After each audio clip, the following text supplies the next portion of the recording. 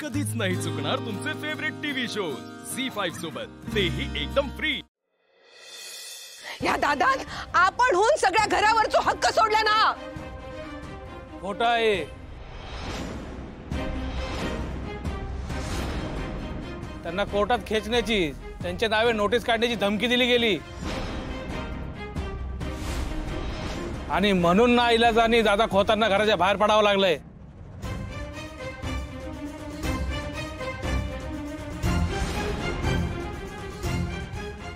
पण असा काही झालेलाच नाही। आमच्याकडे पुरावा आहे।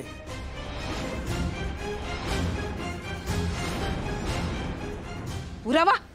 कसला पुरावा? कोण हा साक्षीदार? येऊ दे ना समोर। कोणाची हिम्मत?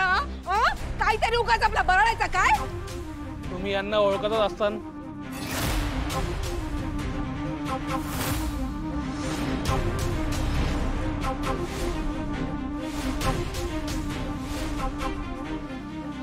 तुम्ही? बोला वकील साहेब। लालन सावंतबाईंनी मला रघुनाथ खोतांच्या घरी बोलवलं होतं।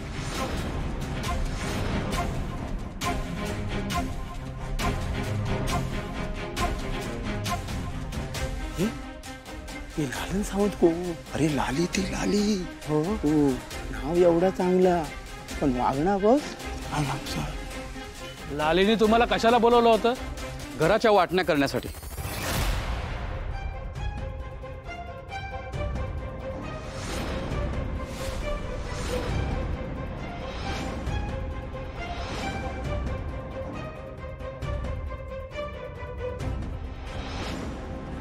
आणि रघुनाथ खोतांनी त्यांना घराचे हिस्से करूया नको असं समजावून सांगायचा प्रयत्न केला होता, पण त्यांनी कायद्याची नोटीस पाठवायची धमकी दिली आणि मग रघुनाथ खोत घरावरचे सगळे हक्क सोडून बाहेर पडले।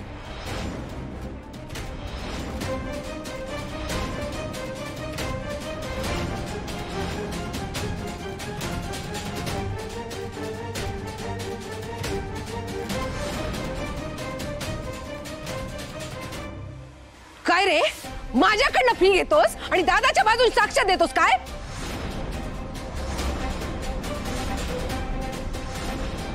तू तर ना सरड्यापेक्षा भयानक निघालास। हे बघा, मी कायद्याचा आदर करतो। खऱ्याचं खोटं आणि खोट्याचं खरं करायचा माझा पेशा नाही। जे काही घडलंय ते मी जसंच्या तसं पंचांना सांगितलंय। हो, तुमका गरज काय? आपण जे इकडे काही दिले लालीला आणि बंधूला ते मी माझ्या मर्जीने दिले आणि माझी कोणाबद्दल तक्रार नाहीये।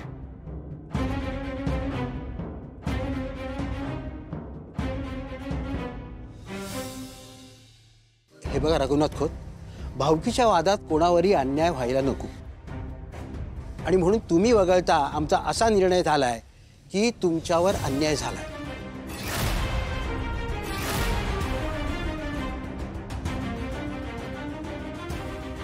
तुम्हाला भावकीच्या वादामुळे घरातून बाहेर पडावं लागलंय आणि याची शिक्षा तुमच्या दोन्ही भावंडांना होणार।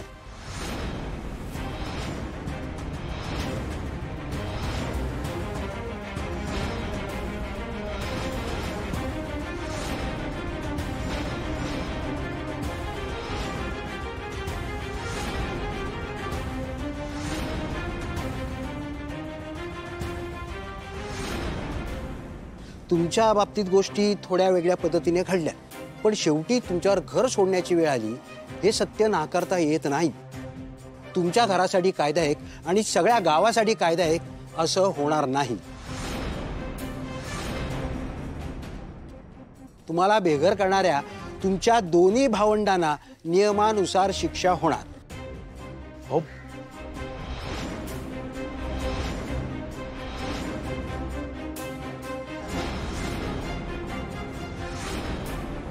गावातलं कोणीही लालीच्या आणि बंधूच्या कुटुंबांना कुठल्याही प्रकारची मदत करणार नाही।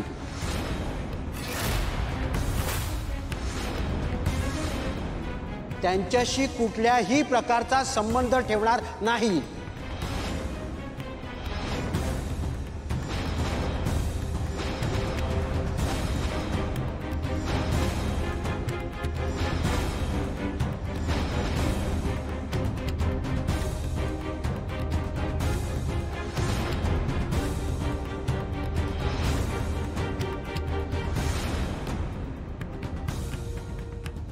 यांना एवढी शिक्षा देऊ नका. तुम्हाला शिक्षा द्यायची असेल तर माका द्या, मी तयार आहे. पण दादा, तुमच्यासारख्या माणसाक भोगूचा लागता म्हणजे देवाक देव घरातून बाहेर काढल्यासारखा हा.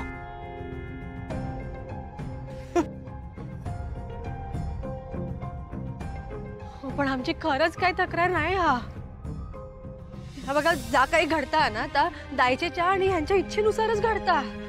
कारण आमका घराचे हिस्से करूचे नाही आहेत आणि ते कधी होणार पण नाहीत.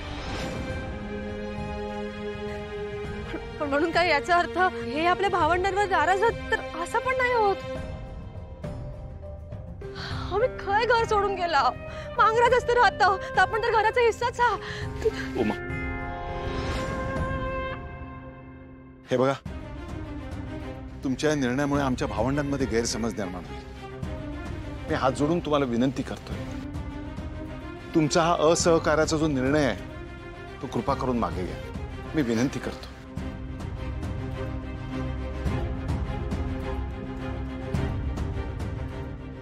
आता बोलून काय उपयोग दादा? हा, झाला तुझा समाधान? जा करूचा होता तर करून झाला ना. दादा, उमो, आता तुम्ही कशाक नाटक करतास? घरात मोठमोठ्याने बाता केलंस आणि आमका सगळ्या गावासमोर गुन्हेगार ठरवलंस.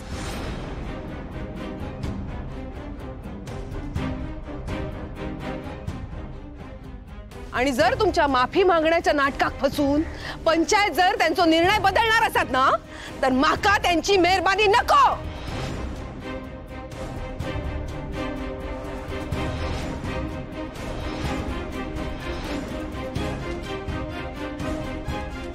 लाली, जरा शांत बस ना. मोठी माणसं आहेत ना. मोठी माणसं आहेत ना, मग सगळ्यांका समजू कोया. हा, काय होता आता? हे बघा, तुमका काय असहकाराचा करूचा ना आता खुशाल करा. माका कोणाची गरज नाही. लाली, मी हात जोडतो तुझ्या समोर, जरा शांत राहा ना. दादा नाही. अरे दादा, कोणासाठी हात जोडतस तू?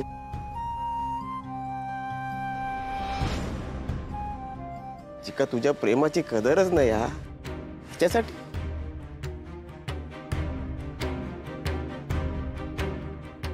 अरे दादा, तू आणि उमा वहिनी जर आमच्यासाठी हात जोडले ना तर आमका पाप लागत रे.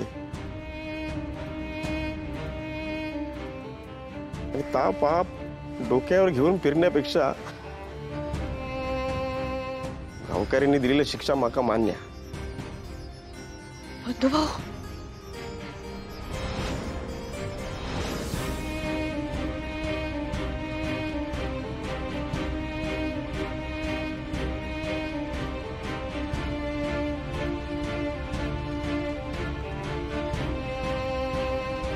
बंधू, बंधू, ए बंधू, मी आहे ना. मी आहे तुमच्या बरोबर आणि सतत तुमच्या पाठीशी राहणार. मी कुठे जाणार नाही. मी कधी तुमच्यावर अन्याय होऊ देणार नाही.